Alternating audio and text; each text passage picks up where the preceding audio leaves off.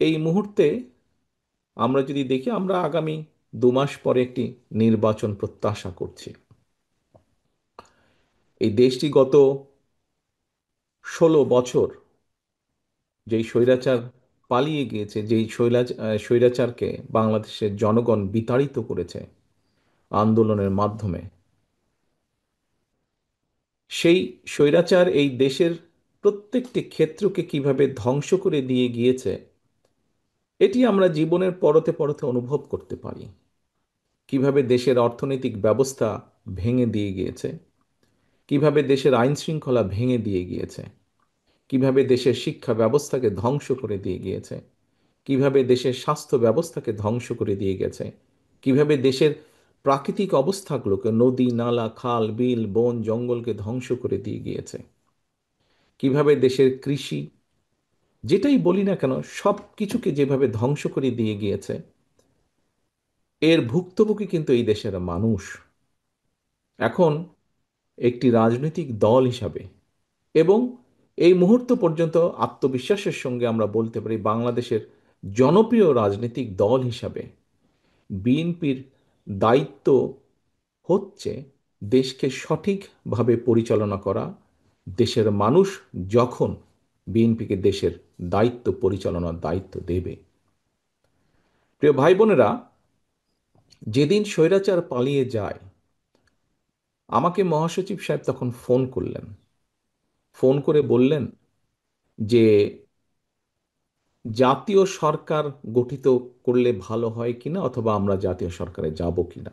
তখন বিভিন্ন রকম একটা হেফাজত কন্ডিশন। আমি তখন বলেছিলাম যে আমরা জনগণের রায় মাথা পেতে নেব, আমরা জনগণের কাছে যাব, আমরা জনগণ যে সিদ্ধান্ত দিবে তাই আমরা মাথা পেতে নেব। কাজেই আমি সেই মুহূর্তে মনে করেছিলাম যে জাতীয় সরকারে আমরা যাব না। আমাদের লক্ষ্য, আমাদের উদ্দেশ্য সব কিছু নিয়ে আমরা জনগণের সামনে দাঁড়াবো। আমরা স্লোগানে বলি যে জনগণই আমাদের সকল ক্ষমতার, রাজনৈতিক ক্ষমতার উৎস। কিছু কিছু মানুষ বা কোনো কোনো গোষ্ঠী ইদানিং বলতে শুনেছি, বা বিভিন্ন জায়গায় কেউ কেউ সোশ্যাল মিডিয়ায় বলে যে অমুককে দেখলাম, তমুককে দেখলাম, তমুককে দেখলাম। এবার অমুককে দেখুন। যাদের কথা বলে অমুককে দেখুন, প্রিয় সহকর্মীবৃন্দ, তাদেরকে তো দেশের মানুষ 1971 সালেই দেখেছে।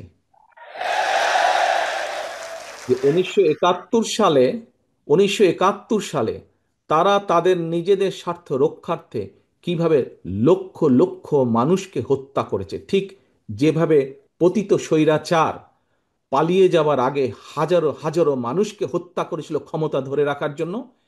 এই যাদেরকে কেউ কেউ বলে যে একবার দেখুন না এদেরকে, তাদেরকে দেশের মানুষ 71 সালেই দেখেছে নিজেদের রাজনৈতিক স্বার্থ রক্ষার্থে লক্ষ লক্ষ মানুষকে শুধু হত্যাই করেনি, তাদের সহকর্মীরা কিভাবে মা বোনদের ইজ্জত পর্যন্ত লুট করেছিল।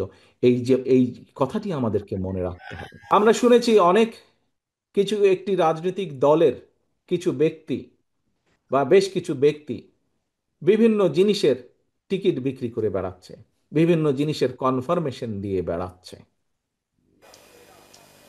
তো এখন এখন আমি যতটুকু বুঝি, অনেক মুরব্বী ব্যক্তি আছেন, বুজুর্গ ব্যক্তি আছেন ধর্মীয় বিষয়।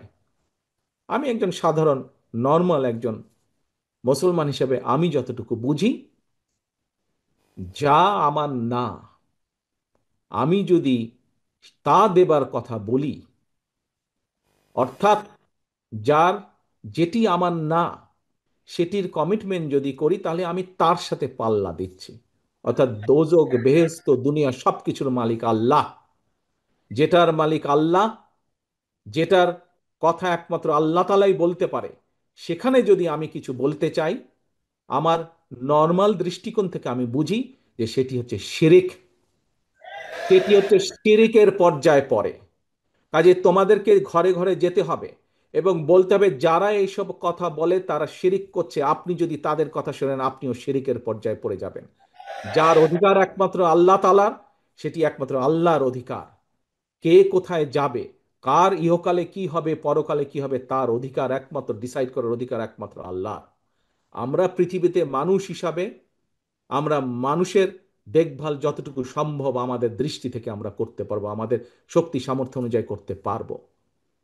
আমরা এ কালেরটা করতে পারবো, এ কালেরটা কম বেশি আমরা মানুষ হিসেবে যা আমাদেরকে ক্ষমতা আল্লাহ দিয়েছে তার ভিতরে করতে পারবো। যা ক্ষমতার বাইরে তা আমরা করতে পারবো না। কাজী যারা এসব কথা বলে তারা ইনেবে শিরিক করছে। একজন মুসলমান হিসেবে আমি সেটাই বুঝি। এই কথাগুলো তোমাদেরকে পৌঁছে দিতে হবে। তবে সবচেয়ে বড় কথা হচ্ছে, যা তোমরা আজকে শিখে গিয়েছো, যা তোমরা আজকে জেনে গিয়েছো, যা তোমরা আজকে বুঝে গিয়েছো, এগুলো মানুষের দোরগোড়ায় পৌঁছে দিতে হবে তোমাদেরকে। তোমাদেরকে বিএনপির অ্যাম্বাসাডার হিসাবে যেতে হবে, আজকে মানুষের রাষ্ট্রদূত হিসাবে, দূত হিসাবে যেতে হবে।